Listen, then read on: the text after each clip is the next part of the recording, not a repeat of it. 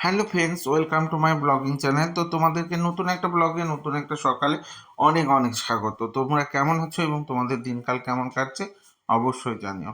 তো তোমাদের সঙ্গে এই ব্লগটা দেওয়ার আগে দেখো, আমি একটা শিব মূর্তি দেখাচ্ছি। এই শিব মূর্তি সম্পর্কে এই শিব মূর্তির সম্পর্কে কিন্তু আমি আগেই বলেছি তোমাদেরকে। এই শিব মূর্তি কিন্তু একটা বেশ অলৌকিক ধরনের একটা ধারণা নিয়ে আমি নিয়ে এসেছিলাম। তো এই বছর রাসের মেলায় আমি যখন যাই, তখন আমি কিন্তু নন্দী কিনতে গেছিলাম। তো নন্দী কিনতে গিয়ে আমার চোখ পড়েছিল এই শিবলিঙ্গটির ওপর, এবং এই শিবলিঙ্গটির কোলে নন্দী মহারাজ বসেছিল। তো তখন আমি নন্দীটাকে কোলে নিয়ে নেওয়ার পর আমার যেন কিরম মনে হলো, কি রে আমায় নিয়ে যাবি না? তো এরকম কথা একটা মাথার মধ্যে আসতে আমি কিন্তু এই শিব মূর্তিটিকে নিয়ে চলে এসেছিলাম। তো শিব মূর্তি এবং তার নন্দী মহারাজ, তো দুজনকেই নিয়ে চলে এসেছিলাম। তো ডেট ঠিকঠাক মাথায় আসেনি যে কবে এই শিব মূর্তির অভিষেক করা যায়। তো সেই শিব মূর্তির অভিষেকের জন্য আমি কিন্তু বেছে নিয়েছি আজকের আহ, এই শুভ দিনটিতে, মানে মহাশিবরাত্রির দিন। তো তোমরা জানিও এই দিনটি বেছে নেওয়াটা ঠিক হলো কিনা। তো সেই হিসেবে শিবকে কিন্তু অভিষেক করে নিচ্ছি 5 ধরনের উপাদান দিয়ে: দই, দুধ, মধু, ঘি এবং গঙ্গা জল। এই 5 ধরনের উপাদান দিয়ে কিন্তু আমি শিবের অভিষেক করে নেব। এবং আজকে কিন্তু আমি সমস্ত ধরনের উপকরণ হিসেবে ফুলের সব কিছু পেয়েছি। যেমন হচ্ছে আকন্দ, ধুতরা, 2 ধরনের ধুতরা, একটা হচ্ছে সাদা ধুতরা, একটা বেগুনি কালারের ধুতরা, সেইভাবে অপরাজিতা, নীল অপরাজিতা, সাদা অপরাজিতা।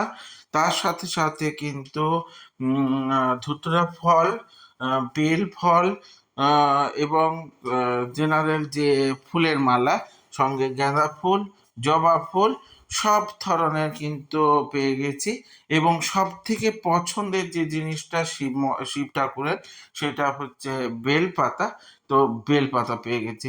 তো যত ধরনের উপাদান ছিল বা উপকরণ ছিল, সব কিছুই কিন্তু আমি মোটামুটি পেয়ে গেছি, এবং সেই হিসেবে আমি কিন্তু শিবের আরাধনা এবং অভিষেক দুটোই করে নিচ্ছি।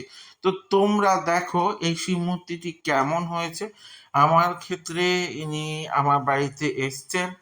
আমি এনাকে যতটা সম্ভব নিজের করে শ্রদ্ধা ভক্তিতে পুজো করে রাখবো। তো তোমরা জানিও এই মূর্তিটি কেমন হলো, এবং আমার এই স্পেশাল দিনটিকে বেছে নেওয়া আহ, কেমন হলো সেটাও তোমরা জানিও।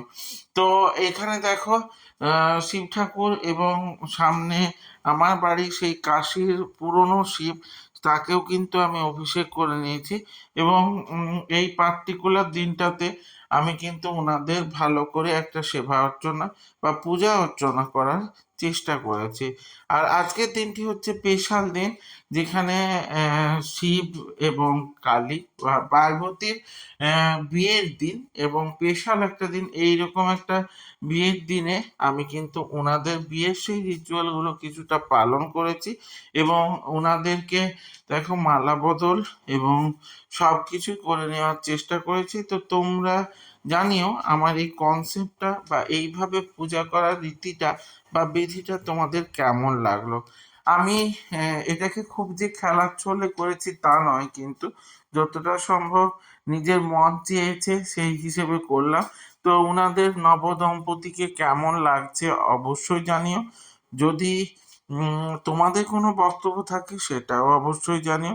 আর দেখো, আমার পাপাই বাবু বসে পড়েছে শিব পুজো করার জন্য, কারণ ও এই বছরই ব্রাহ্মণ হয়েছে। তো ওকে কিন্তু পৈতে বা উপনয়ন করানো হয়েছে। তো সেই হিসেবে ও কিন্তু শিব পুজো করে নিচ্ছে। তো ও ওর মতো করে করছে। এখন তো সেইভাবে ও সমস্ত মন্ত্রতন্ত্র শিখে উঠতে পারেনি। তো ওর মতো করে করছে, পরে পরে নিশ্চয়ই শিখে নেবে। যাই হোক, আমার এই ব্লগগুলো তোমাদের কেমন লাগছে? যদি ভালো লেগে থাকে তাহলে লাইক, কমেন্ট, শেয়ার করে দিও। আর ইউটিউব থেকে যারা দেখবে তারা সাবস্ক্রাইব করে দিও, এবং সাথে বেল আইকনটা ক্লিক করে দিতে ভুলে যেও না, যাতে আমার ভিডিওগুলো তোমাদের সামনে সবার প্রথমে চলে আসে। এইভাবেই আমার সাথে থেকো, সঙ্গে থেকো, জুড়ে থেকো। দেখা হচ্ছে নতুন একটা ব্লগে নতুন একটা সকালে। এবং এইভাবে কিন্তু তোমরা জানিও তোমাদের আর কি কি নতুন ব্লগ দিলে তোমরা হ্যাপি হবে, সেটা কিন্তু জানিও। আর এই ছোট্ট ব্রাহ্মণকে অনেক অনেক আশীর্বাদ করো। তো কমেন্ট করে জানিও। টাটা।